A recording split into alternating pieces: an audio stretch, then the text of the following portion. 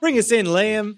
Hi guys, this is the Coffee Break, another week, and we are fresh out of a pretty dicey, deep conversation about Q grading and what it takes to put that score and why everything's changed in that world. And I felt really bad for you both going into that because it's tip of the iceberg situation. Oh, absolutely. There was a lot to unpack there. It was kind of, we were looking at the changes, right, to the Q grading and that, but I also just wanted to, for me personally, dive into what Q grading was specifically. I've always known it as kind of a barista. I'm like, oh, the Q grade is someone that, you know, looks at the quality of beans. But beyond the assessing beans and cupping it, I didn't know too much about it. So I thought it was super helpful diving into that. I think the changes, though, are super confusing. I think we've looked into it as much as we can, but there's still so much that's unsaid that still needs to come to light. And also, I don't think they're really going to know until it's kind of started to be implemented and tried. I think there's so much to unpack. We could have done, 3 different episodes on the topics we discussed. Yeah, the Q grader thing alone is kind of complex because people didn't know what the Q grader initially was or what it entailed, and now it's changing and what's the future thing. So there's like a whole bunch there. But yeah, we tried to unpack it. What was the short takeaways for you? Don't go anywhere. We're going to have a quick word from one of our sponsors, Apax Lab. Elevate your coffee experience with Apax Lab mineral concentrates. Apax Lab's precision-engineered formulas, including tonic, jam, and lilac, are designed to enhance the coffee's natural flavors. Not going to change it, it's just going to enhance it. It's going to bring out the vibrant acidity, the rich sweetness, or if you use lilac, it might bring out those delicate floral notes that you've been looking for. Trusted by world-class cafes and even barista champions, Apax Lab helps you unlock your coffee's full potential. Discover more at apaxlab.com. Wait, where was that again, Sonam? The internet. Oh, okay. Thought he was going to say the website. Thanks. Today's episode is brought to you by our amazing sponsors at Eco Barista. The reason I sound like this is because they got massages at our stand at Mice, and so I'm getting a massage while recording this message for you. They're the best sponsor of the pod that we could have had. They have the best eco products. This probably sounds really pornographic, but it's not. I'm just getting a massage. They have the best eco-friendly coffee products. They got coffee bags that you can design yourself. They got cups. They got iced coffee cups. They got everything you need. So make sure to support them because they support us. Head to ecobarista.com.au and get 15% off your first purchase when you sign up. Oh, mama, that's good. The change of, obviously, that the specialty score is kind of dead, this 80-point marker. We're now basing not off quality, but off value. The things I liked from the new method is looking into things beyond just the coffee, like you were talking about if it's a fully woman-run co-op, kind of adding that to the value system. It's fully organic, adding that to the value system. So all of those things that kind of sit outside of just the coffee that add value, I think that is cool to be integrated. The subjective scoring thing kind of threw me in that, and I don't quite understand, but now it feels like it's more a brief where someone's saying this is the type of coffee that I want, and then coffees are scored based on the brief and how well it's answered. Yeah. It's a great summary. Oh, I think it's great. I think it's good. Thanks. What did you take away, Liam? Job here is done. My takeaways, well, while you guys were chatting, I got to look at the scorecard. Oh, and yeah. I got to obviously I would have overlaid it for everyone else as well. But it's a pretty crazy kind of process and it's really interesting. It got me kind of, I didn't realize how accessible it is to want to go into that education and that kind of thing, like kind of a point to go look for it. And you don't necessarily have to, the end goal doesn't have to be being the sommelier of coffee, being a Q grader. It's like to be able to talk about all these things. Yeah. I think we didn't get to unpack it really that much because I think there's so much terminology and jargon and freaking acronyms. So much. So, but the acronyms. The acronyms. But I think also people get confused because they interchange Q grader, Q grading, and coffee tasting and cupping and scoring. And they're all kind of separate things. Like the Q grader training and certification program for cuppers is like a training and a certification. You get a license to say, yes, you can cup coffee. You can use this tool. And then, but the scoring of coffee can be done by anyone, right? It's just saying that, okay, if you've got the Q grader license, there's trust in this, right? Like that I know what you're talking about. You've been verified that you've got the skills. And if you tell me it's this particular characteristic and score, I know we're talking a similar language. I think where I really got thrown was when you put the definition of specialty coffee in front of me, where it's like specialty coffee is defined by the SCA as the quality, something of coffee or coffee experience within the coffee that is a coffee and then coffee. And I'm like, it was just like jargon where I'm like, is that how much they need to like massage the wording to make it fit, this new system? Because I don't know, it just felt like gibberish to me. And I'm like, how is this helpful to anyone? It's the thing. I mean, there's a massive white paper behind it, or several white papers of research behind it. But yeah, I think it's for all of us who have been utilizing the old definition or the old tools, it's like so much like, motor reflex of how we look and think about and just the philosophy of it. And this is kind of quite a shift, because it's really saying, as you said, it's not just about an objective, or at least an agreed upon kind of space of quality. It's more around value. And that means that the scoring and this idea of some objective quality thing is not there anymore. Do you think that they could have just evolved the old system to incorporate more of the modern things we're talking about, like some of the factors outside of just the green coffee? Yeah, maybe. I mean, I think you'd have to really dig deep into the motivations behind like why the change happened. And I think there was from my understanding, there was a driving influence of like the coffee market has changed, and all different markets, different consumers and stuff have got different preferences. So we just need to kind of go, how do we open up the definition so we can still keep talking about this part of the industry, but allow it to really flex and kind of go into different preferences? There's the issue of talking about like this different preferences. Are you saying that if a coffee got a lower score, but it might meet people's preferences, that's where there's an issue? Because like there's still a basic ranking on like with the old method of like, this is a 80 plus and here's what you can expect from this coffee. It's not like those things weren't being described with the old method. You were still being told exactly what you should be experiencing. And then you can make that call whether you're like, oh, it's an 82, but this has chocolate and hazelnut and that's what I want. Great. Yeah. Look, there was definitely modification or like this understanding and things that were captured about that. But I think it was a case of, fermentation was the really big thing that I think brought this to a head of like, there's some crazy fermentation going around and some cultures will just go, that is disgusting.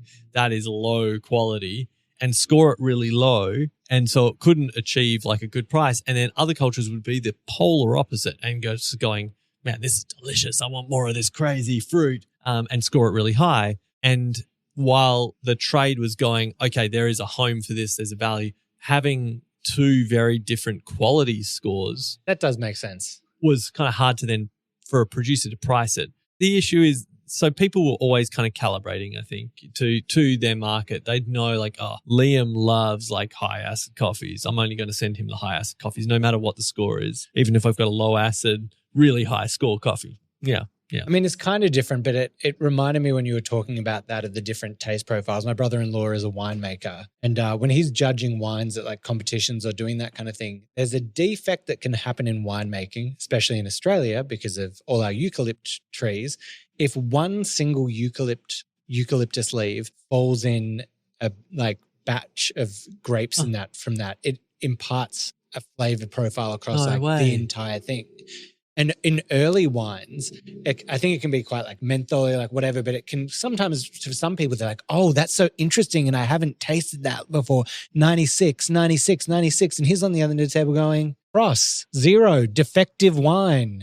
Yep. And also, after 6 months of that wine sitting in the bottle with that defect, the quality of it just drops off because of the defect. So it wins all these awards. And then 6 months later, people buy it on the shelves and they're like, this is off. This is rancid. Yeah.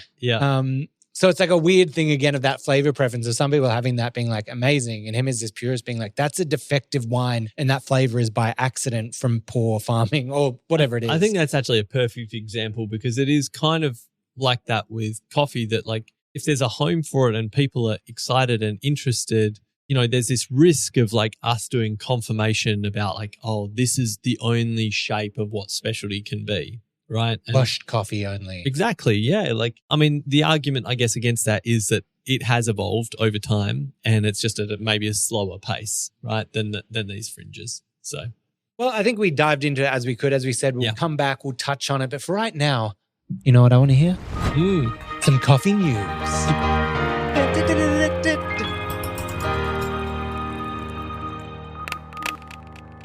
God, if we ever do a live pod, Liam, can you bring up a keyboard and play Yes. that live for That's us? the goal. Yeah. Late night show vibes, segments like you guys have break of like, I like it. I Let's feel like sing that's the best intro tune to anything we do on It's Just Coffee. Yeah, it's a vibe. I love it.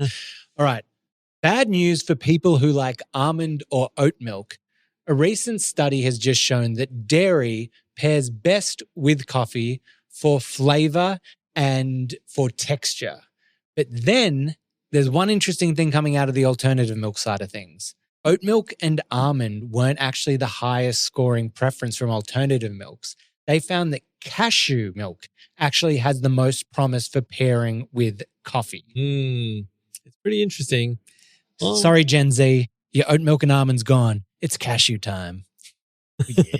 It's a pretty delicious nut. Yeah. And Sonam, when I told him before he came in, he goes, I could have told you that just from eating a cashew. I was like, oh, thanks, Dr. Sonam. Yeah, sweet.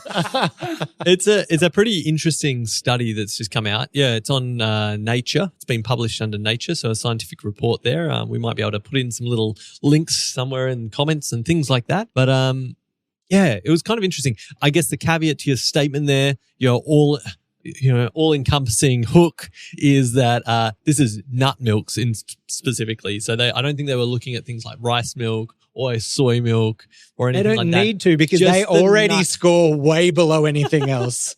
The most trash of all milks. Delicious Soy milk- coconut milk. Oh, You yeah, know what I'm coconut talking milk's good. It's Yeah. about coconut. about? In the name. It's in the name, dummy. Just like a banana is a berry, baby. Did Did you know that? a banana is a berry? Banana's a berry. I think we need a fact check. Fact check.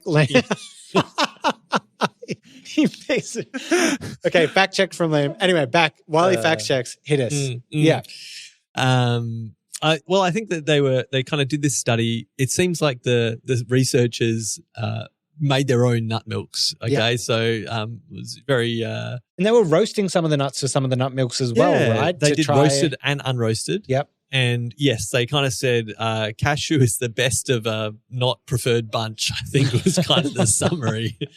But so cashew milk had the preference from consumers after full cream kind of milk or dairy milk. And a lot of it was down to, I think what they pinpointed or the negatives for these nut milks was like an aldehyde that was coming out, like a particular characteristic and compound. Put up bitterness, right? Yeah, that was quite bitter. And so it was interesting reading some of the conclusions. They're saying, okay, research further into these areas to reduce this particular bitterness and aldehyde and address, I think, a lot of like the viscosity and texture of kind of how these milks will actually steam and work in a milk beverage.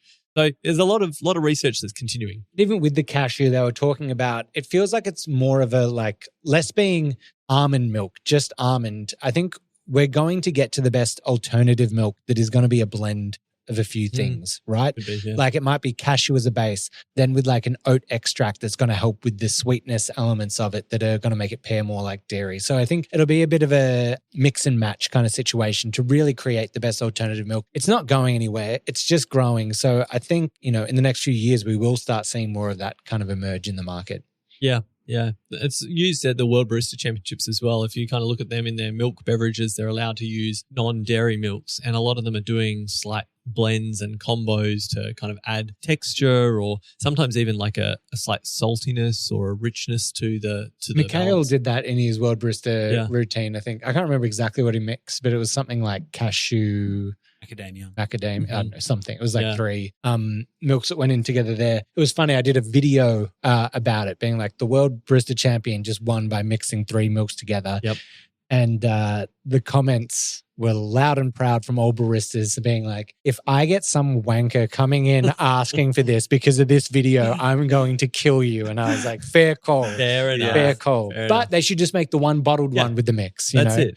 Come like pre-batched. It's like a seasoning mix. Yeah. It's like a tuned experience, and all I can think the of Italian is- herbs of milk. I went to taco seasoning. I was like, can we make a, Taco Bell latte over here? Yeah. I I mean, look, it's interesting. You know, the research continues, people's experimentation continues. There's all the considerations, obviously, about flavor and texture, all these kinds of things, and sustainability. You know, like obviously the almond kind of milk industry came under a lot of fire for like the amount of water that's needed in production of almonds. It's something like wild, right? Like it's insane. like, is it something along the lines of like one almond needs 2 gallons of water to grow or something like that? Look that up again. Wait, do we have 2 updates coming in hot? Yeah. Yep. So first update is a banana is a tropical fruit known for its curve-shaped yellow skin when ripe and soft, sweet flesh. It's technically a berry. Hey, thank you very much.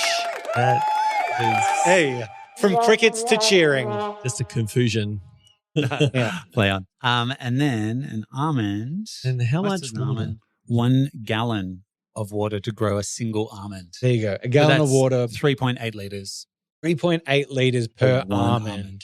Wonder Oof. if that's like the rehydration amount to make almond milk. Is like you're actually taking 1 almond and 3.8 liters of water, and that's a pretty water. Yeah. But just thinking about eating almonds in general, then I'm like, imagine a bag of almonds. If each one of those is 3.8 liters, that's a lot of water. It's an interesting space for sure. And, you know, the allowing people to enjoy different coffees with different flavors, but also that have allergies, all that kind of thing. Why not pair it with the Red Bull, you know? It's not a good idea. Okay. Did you have any news stories that you wanted to hit us with? Yeah, well, I mean, I'm sure we're all kind of sick of talking about some of these things, but there's some new tariffs rolling in. Excuse me. Yes. So some of you, I'm sure, have probably heard about this already, but Trump has announced a 50% tariff on Brazilian goods, including, and look, we know the tariff situation is changing a lot all the time, unpredictably, but there is, you know, this is could have some pretty big influences if it kind of sticks and it holds on, because, you know, the US is the largest coffee consuming country in the world, and Brazil is the largest producing country in the world. And if suddenly the cost of Brazilian coffee landing into the US is 50% higher, it's going to have a real impact on either consumer cups, but also probably the US is going to shift to where it's sourcing a lot of its coffee from. You know, roasters are going to be going, well, we can't absorb that price increase. Where are we going? And potentially it's going to mean that the Brazilian exporters are going to start looking for other markets to sell their crop to that doesn't have that 50% mark. Sounds good to me. I'll be taking that. Hello from down in Australia. Does that mean we'll get it for cheaper then? Is it going to be at a lower price because the demand is off, or is that not how it would work? Look, I'm not an economist. I don't really know how all of this will play out. I mean, the C market on the commodity exchange, and maybe Ollie kind of from Condessa is going to break some of this down for us. It spiked as a result of that. Yeah. Of that announcement. And then it came back down again. It did, yeah. But it's kind of, the C market is like an international guide for coffee kind of value, not just US centric, you know. So I think that in some markets they might end up having a glut, which could reduce the amount. I don't know really. Excuse me, I don't want Brazil's coffee and I don't want their nuts. None of the Brazilian nuts. No, thank you. No, thank you. Oh boy, that's a terrible Trump, but I did my best there. You know, it was a good plan. Yeah, we went into it. All right, interesting news. Well, I mean, you know, Trump always looks quite red and flushed, and he always looks like he's in a really hot place. Like he's, you know, it's heating up over there. I think it's time for an extra hot take with 2 sugars. Wow, what a segue. My segues are flawless. Mm. If you're making a latte, it isn't going to make much of a difference if you're making it with a $600 machine or a $26,000 commercial setup. When it comes down to just using a regular, like medium dark roast that's chocolatey, and then you're mixing, think about if you're making like a latte and you're mixing 30 to 40 mils of coffee or whatever, 30 to 60 mils of coffee, then with like the rest of the cup, 200 mils of milk, it's not, you're taking away a lot from the coffee there in that situation, which is fine. But like, let's realize that you can make a pretty similar coffee across the two if that's what your parameters are. Look, I hear. I'd be interested to do the taste test. I know you did the taste test. I'm keen to get a little bit of that. I will say my taste test. So I'm calling this out because I just did, and it was kind of by accident. I just did a video that I thought was kind of funny of like comparing a $600 Breville home machine to a $26,000 La Marzocco and Melkonig setup. And the video was just to show like the Melkonig grinds in 3.8 seconds, the Breville 16. The Lamazocco steams in 6 seconds, the Breville took 45. And I did that whole comparison video, and at the end I took a sip of both and I was like, pretty much the same. Which wasn't meant to be this controversial thing. It just kind of, I sipped it and was like, similar. And obviously I understand the commercial workhorses pump out so many coffees, temperature stability, grind uniformity, all those things, making amazing coffees. Drinking black coffees will make such a difference. But I just think with milk coffees, I'm like, if that's all you're going to be, my point is, if you're just drinking milk coffees, all you need to invest in is a couple $100. You don't need to be going crazy with your whole setup. Yeah, I don't know.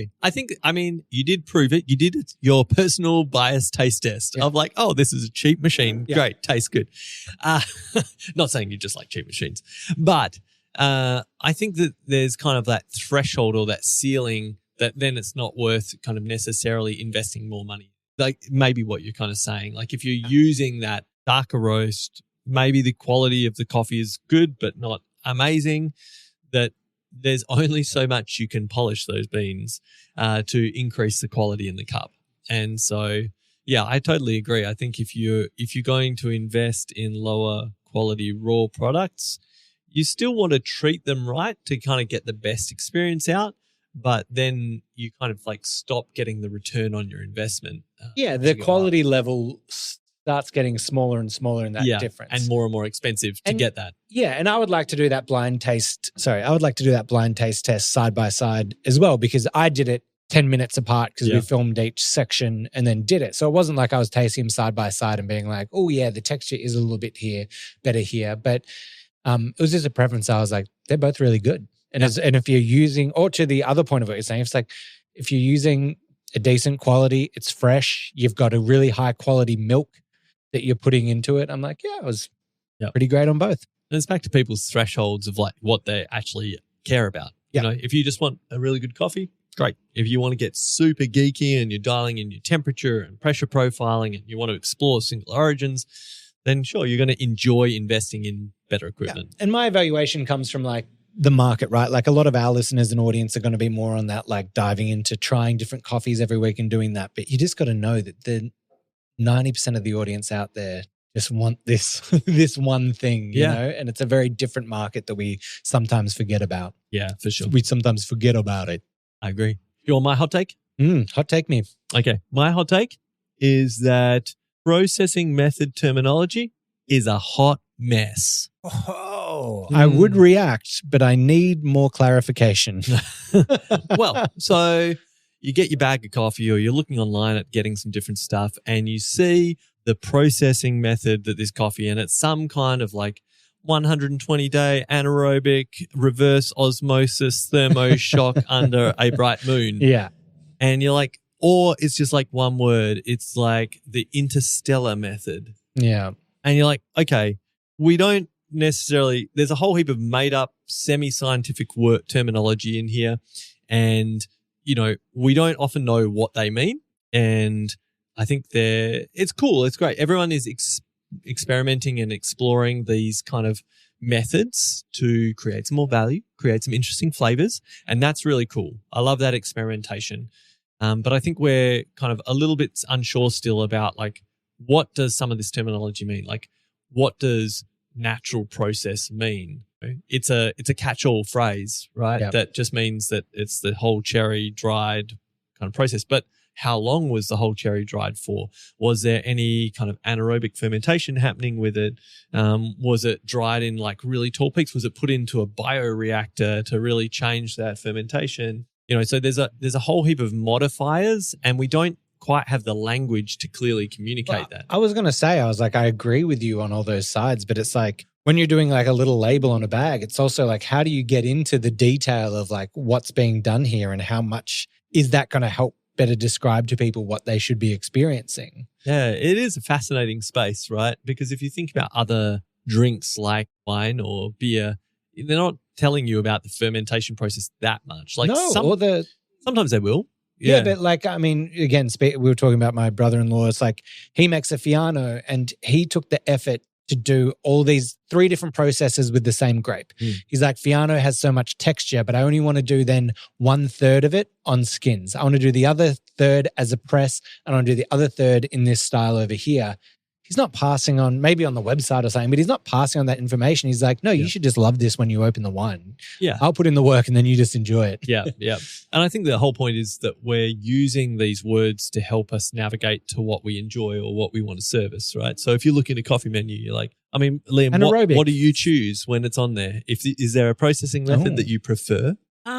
No, I tend to go by like probably the flavor notes than anything, but anything funky is like my friend. You can't hit the nail on the head before where you're like acidic things towards me. So I tend to go towards a delicate, anything that's delicate that they achieve and they say it's on the package. I'll go towards. If it says dark roast, dark chocolate, anything dark, I'm like, you messed up. Usually I'm like, you guys just... He didn't score that specialty. Oh, there you go. There you go. We're back to the Q grading. Yeah, I just think that the processing kind of terminology that we have, it's probably in a moment of change, which is exciting because of this experimentation. But I think that, the industry needs to remember that these aren't like locked and really clearly repeatable words across the industry. So, trying to help explain it, and probably to Liam's point, when you're explaining it, you kind of have to unpack it a little bit and what the experience for the consumer is going to be. Again, telling someone like, oh, this coffee was fermented for 120 hours or 100, or 72 hours in a closed tank and blah, blah, blah, blah. Here's the next 17 steps. It's kind of like our old space of like hitting people over the head with a data set of like, this was the altitude, the varietal, the soil condition. It's like, where is this engaging me as a consumer? Well, what do you think about like, what's an example of like Proud Mary coffee roasters have kind of started defining their bags into like 3 or so categories where it's like mild, adventurous, and wild or something like that. And it's like, we're taking all this crazy background information that will still be on the bag, but we can kind of, by saying wild, we're probably going to tell you that this is some kind of fermented or like interesting processing method that's a bit bonkers. Then adventurous might be more in like, oh, maybe naturals and this and that. And then mild might be on this is a clean washed coffee that's straightforward and delicate and beautiful kind of thing. Yeah. I reckon we've just come up with 2 new podcast episodes. One is going to be about how do we communicate things to our customers on the packaging, on the descriptors, like what's the language and the way we do that? Let's redesign the coffee bag. Yeah. Hey, that would be such a cool episode. Let's do it like active on set is like a redesign. Can you redesign it in 1 hour? Way cleaner. I was going to say the evolution of the coffee nomenclature. And I like that too. I'm in with that. We can A/B test the podcast titles and see which one performs. I wonder. My intro video there, Liam, your sketching abilities means that I feel like you're going to be able to do like a sketch of a coffee bag that's going to just break the internet. But then I think also, let's like dive into fermentation terminology. I think there's a whole thing there of like, what's the go? What is thermoshock? Yeah. What the heck is it? Kind of crazy. Like, I don't know why I went down this road in my brain, but you talk about like. Did you have to clarify your brain there so I didn't think an actual road? Go on. No, you'll know what I mean. I started thinking about eggs. Okay. So like organic and pasture raised and cage free and all these like little things that tell the story and the traceability of this product that we all have. And it's like, what culture do you want to lean into and how it's explained and what's important, what's not? I don't know. It actually seems really hard. I think there's 2 things there about like, educating ourselves. Educating. All right, we'll call it there. And thank you for listening to Coffee Break. We've talked enough coffee crap for the last little bit here. Thank you for joining us. It was great diving into Q grading. Ben, thank you for putting in the time, for being the guest this week on the episode. Liam, thank you for your eggs insights. Excellent. Insights. That was excellent. You really cracked me up with that one. We love you all. We love hearing from you. Hit us up at hello@itsjustcoffeepod.com. And if you're sitting on Spotify or iTunes, wherever you are, make sure to subscribe because it helps us out. We're putting a lot of time and effort into this back end, trying to make this the best podcast we can for you, bringing in the biggest names in the industry, the biggest ideas, trendsetters, everything. We're doing it for you, and we love your support as we continue on this journey. Oh, wait, you sent me a text that you wanted to say something at the end of this episode. What was it again, Ben? We'll see you next week. Bye.